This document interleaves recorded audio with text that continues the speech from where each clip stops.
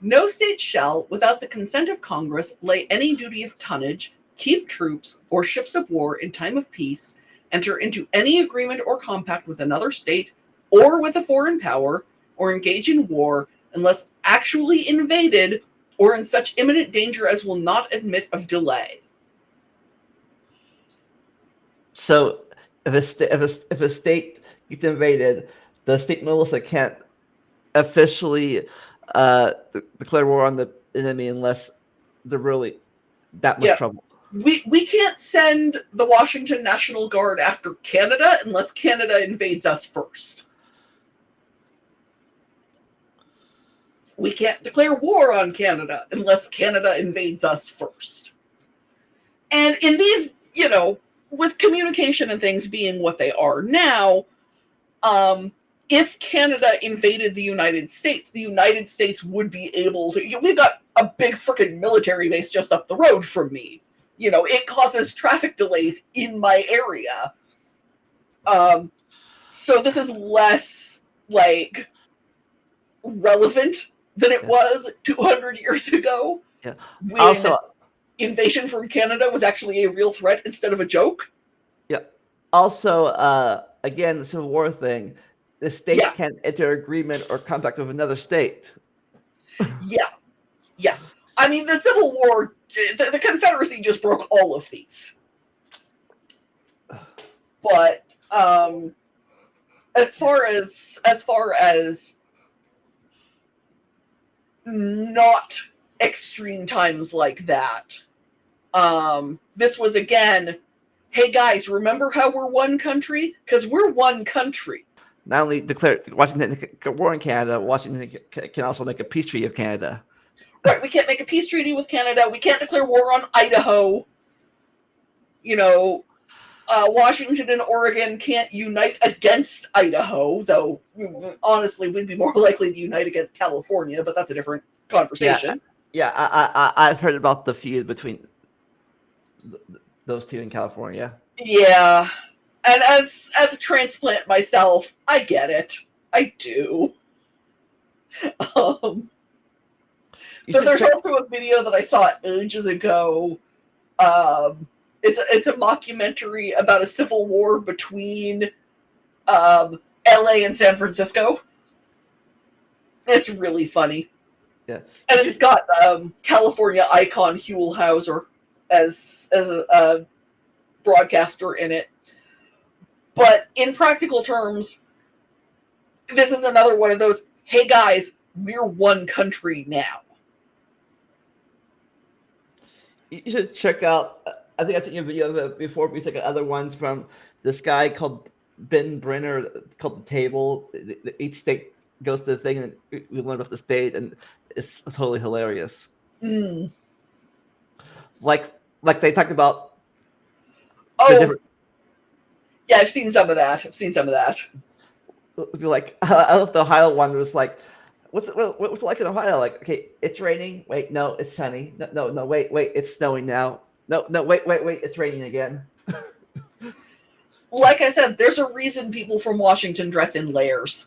Yeah, we dress in layers for an hour, then we take them all off because we're sweating, and then we put them back on again 2 hours later because we're freezing again. Yeah, same here. Grunge fashion looks the way it does, not because they were trying to be cool, but because they were trying to be ready for whatever the day was going to be like. And also in Ohio, we like chili and spaghetti. Yes, well, I keep getting ads on YouTube for Washington Dairy. And somewhere I've got the Pike Place cookbook.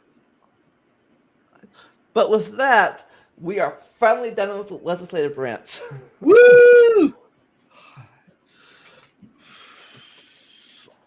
All right. Are you ready to move on? So, wrapping it up, what have we learned about Congress? Congress does a lot. Congress is the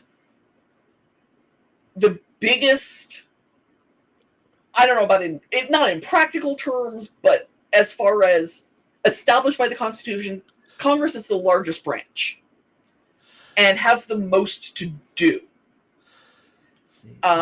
Their powers are what they are because of fear of tyranny and compromise between different factions. That they work at all is better than I think some of the people writing the document would have expected. That they work at all is proof that there is a God. No. Yeah. I don't know if I go that far, but No, they're saying. it's, But yeah, it's proof that people can compromise. yes. So yeah, There's a lot of negative to be said about the compromises of the Constitution, especially the 3/5 clause. But these were a bunch of people with wildly divergent interests. We forget in the modern day how little a storekeeper in Philadelphia and a plantation owner in South Carolina would have really had in common as far as they were concerned, if nothing else. They would have both been Christian, almost certainly, but they probably would have been very different kinds of Christian. Their communities would have been different. Their beliefs would have been different. Their society would have been different in a way that is really hard to express unless you spend a lot of time thinking about it. But what all of the founding fathers did have in common was that they knew that if we were going to have a country, we needed to make common cause with one another. Yep. And we needed to have a country in those days because we could not have survived as independent colonies. Yep. So they were willing to put aside a lot of differences, even just to be in that room. And they were willing to figure out ways of working together to get things done so that all of those different individual societies could survive. Right. So, not including the intro and the preamble, we had 55 slides just on the Congress alone. Yeah. Well, Congress does most of the heavy lifting in the Constitution. All right. When we return, we will be talking about the president. Be there. Of course, you will be because you're watching this in bits. Bye.